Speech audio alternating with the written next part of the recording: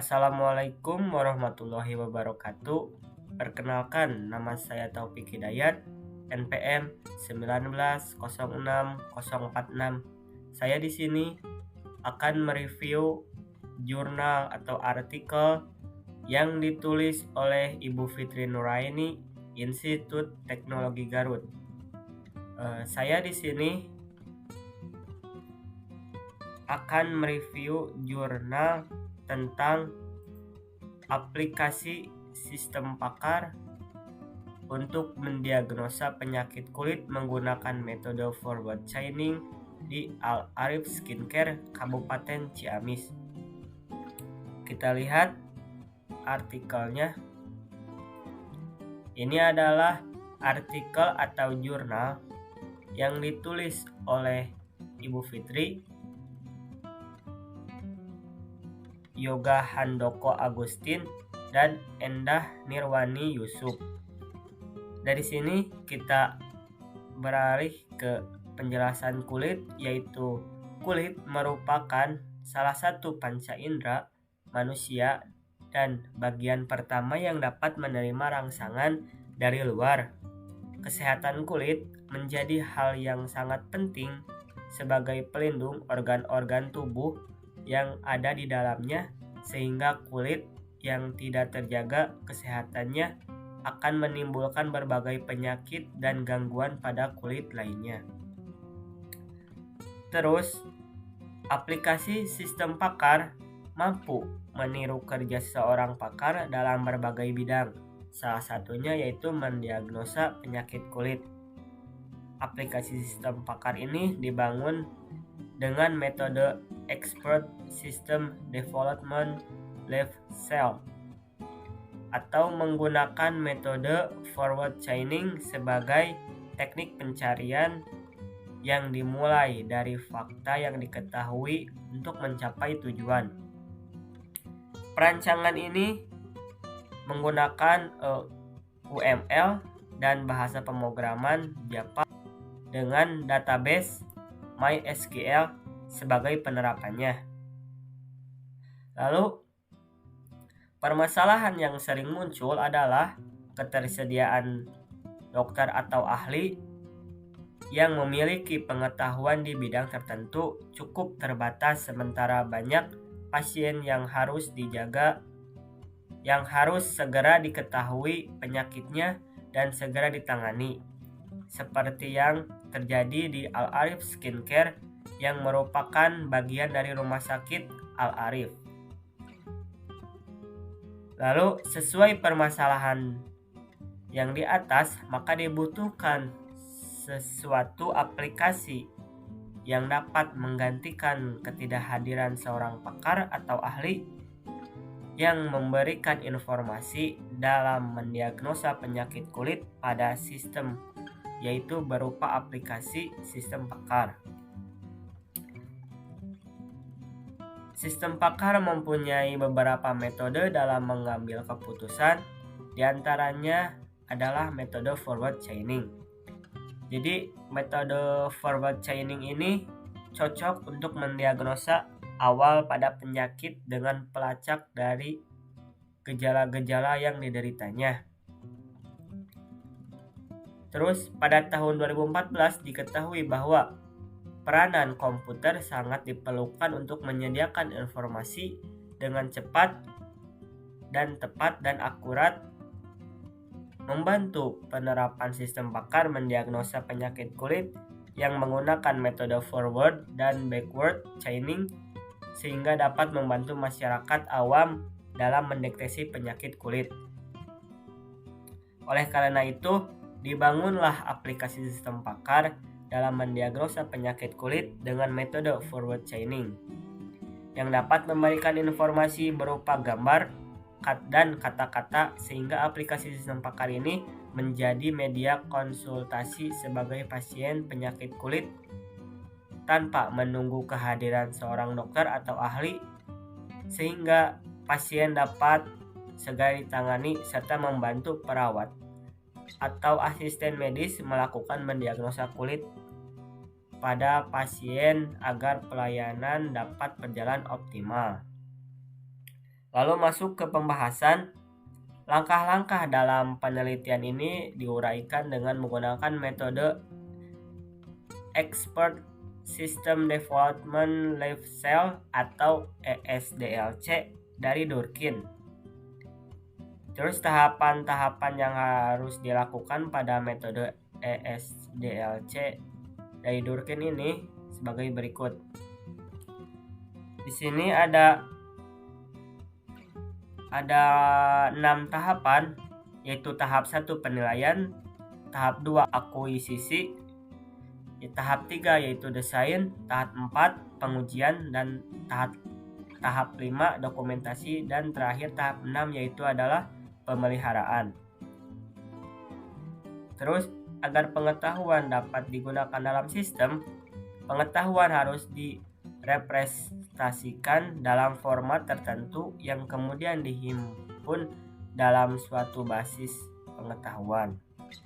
Untuk merepresentasikannya, pengetahuan tersebut dilakukan proses perancangan tabel keputusan untuk digunakan sebagai acuan dalam pembuatan pohon keputusan dan kaidah yang digunakan untuk mencocokkan dengan informasi yang dimasukkan oleh user dari basis pengetahuan. Terus di sini ada tabel penyakit kulit, yaitu ada kode kulit dan penyakit. Untuk penyakitnya seperti eksim, campak, herpes, jerawat, dan yang lainnya. Terus yang selanjutnya ada tabel gejala. Di sini ada gejala gatal dan nyeri, demam, dan yang lainnya. Lalu selanjutnya ada tabel keputusan. Tabel keputusan berdasarkan pengetahuan yang telah dikumpulkan, maka dapat dibuat pohon keputusan untuk membantu dalam proses pembuatan basis aturan yang nantinya akan digunakan untuk memberikan solusi terhadap kondisi permasalahan yang ada.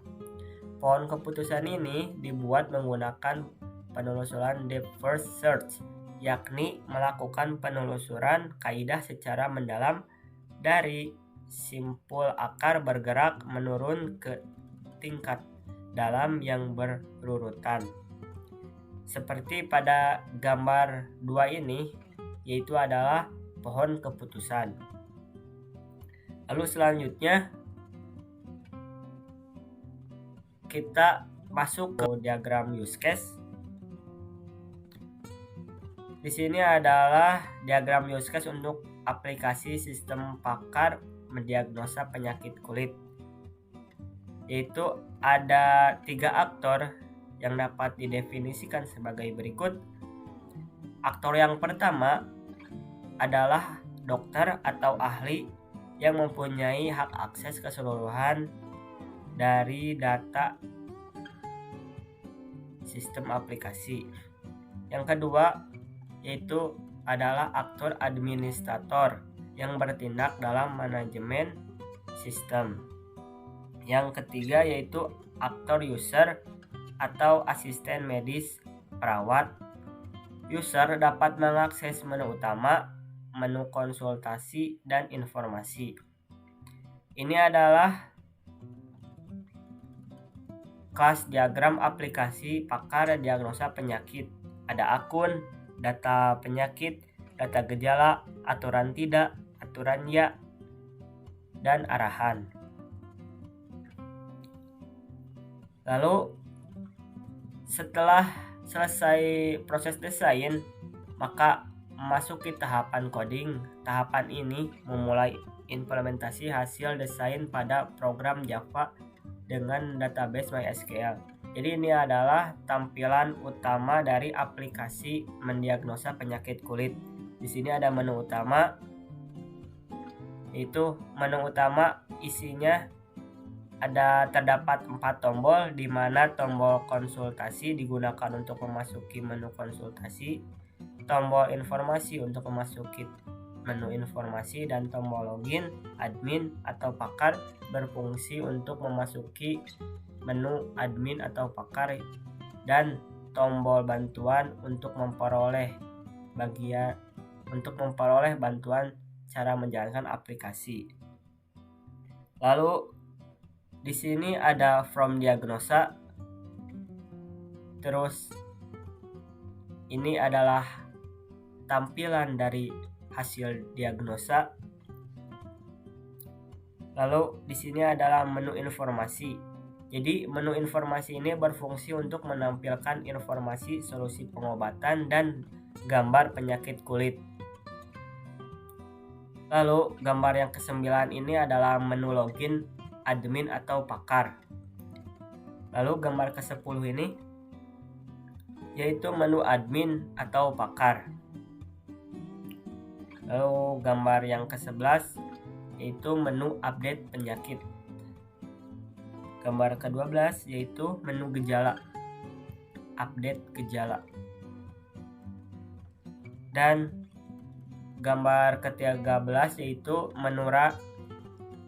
menu update aturan ya atau tidak di sini. Terus yang selanjutnya yaitu ada menu update arahan.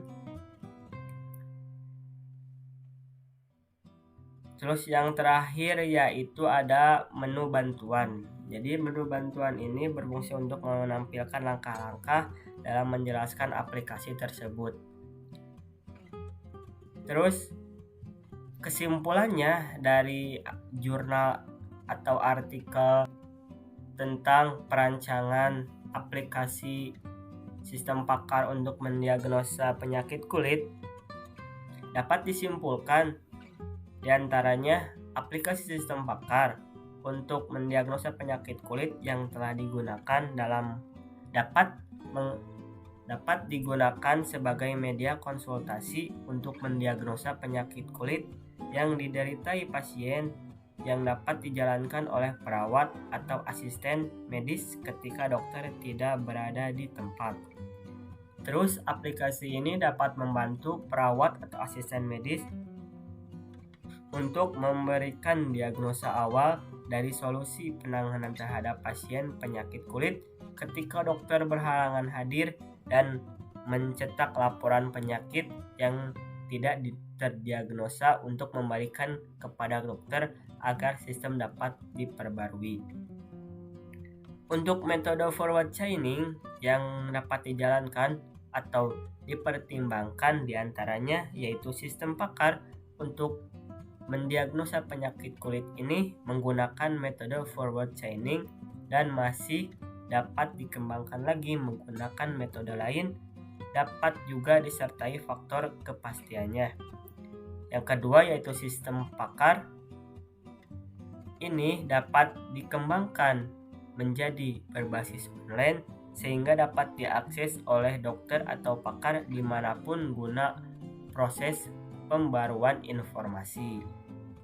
Mungkin segitu saja yang dapat saya review dari jurnal atau artikel dari aplikasi sistem pakar untuk mendiagnosa kulit. Kurang dan lebihnya mohon maaf. Billahi taufiq wal hidayah. Wassalamualaikum warahmatullahi wabarakatuh.